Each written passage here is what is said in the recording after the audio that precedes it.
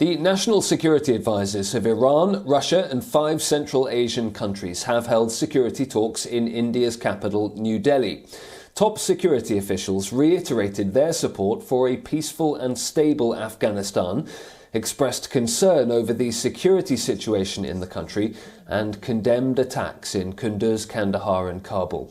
They discussed the deteriorating humanitarian condition in the country.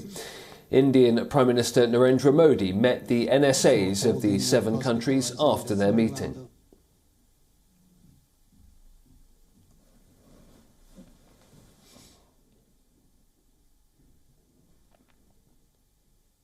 Iran called for the formation of an inclusive government, while Russia said it hoped the talks would carry forward the process of making Afghanistan a stable country.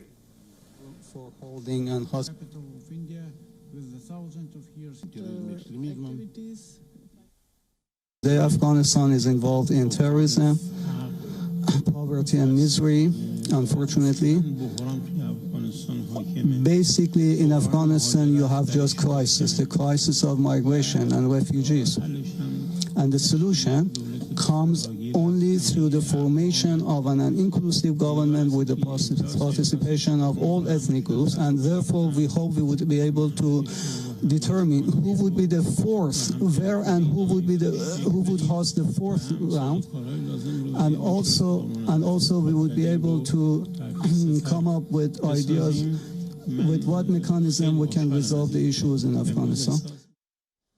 I expect that today we'll be able to make another step forward in elaborating common measures of ensuring national security and maintaining regional stability.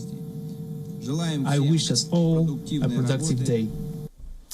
Well, WION's correspondent Anas Malik is in Kabul right now, and he's been speaking to Taliban spokesperson Zabihullah Mujahid on what his expectations were from that meeting in Delhi. Meeting in India on Afghanistan that's ongoing today, without Afghanistan in participation. How do you see this meeting and what are your expectations? I've answered on the India talks question earlier too.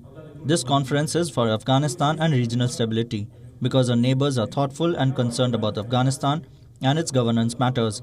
And we hope that in this conference, the talks on security and economy would be in positive aspect for us, because this is beneficial for all the countries. And about the governance is good, security situation is under control, and there is peace. And we request all neighboring countries for assistance given the economic situation. The important thing to note is that Islamic Emirate does not want its soil to be used against anyone, nor will allow anyone to do so. We look forward to positive developments through these talks. Well, for the latest, let's go to WION's principal diplomatic correspondent, Siddhant Sibal, who is joining us live from New Delhi. And Siddhant, has there been, can we say, significant progress in these talks?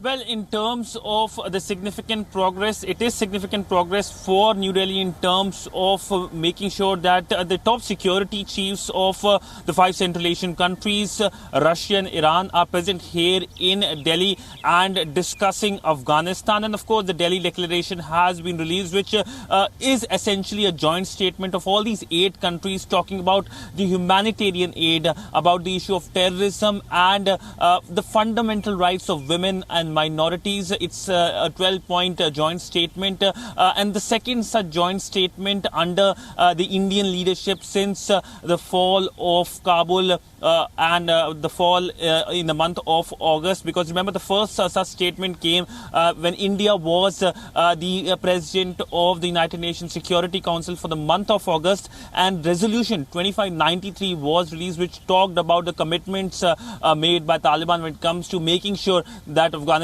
does not become a terror safe haven. That essentially has been repeated in this statement as well. But looking forward, we know that while these conversations are happening in Delhi, there are bilateral meetings as well. In fact, even as we speak, the Indian NSA is meeting with the Kazakh NSA. In Islamabad, the Taliban foreign minister is present, and we know that Troika Plus meeting is going to take place tomorrow. So essentially, the Indian subcontinent is buzzing with activities relating to how they see see both the New Delhi view and Islamabad view of developments in Kabul.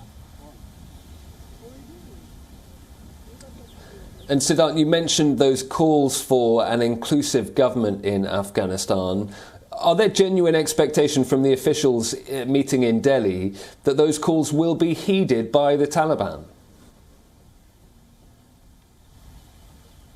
Well, that is something that Taliban really has to answer, because this is not the first time that there has been a call for an inclusive government in Kabul. We know that the Taliban government, which was announced, it is essentially a government by one grouping, and there is no representation of minorities, especially like Hazaras, and no women representation. And since then, Moscow and other countries as well, other regional capitals as well, have expressed worries. So now there is again this reiteration of formation of an inclusive government in Kabul. But if you look at the intent, the action by Taliban, it doesn't look nearby in terms of formation of inclusive government. In fact, one of the countries which was most worried about a lack of inclusive government was Tajikistan. The NSA was present here. There was in fact a bilateral as well between the Indian and the Tajik NSA, because remember, there is a huge minority, Tajik minority in Afghanistan,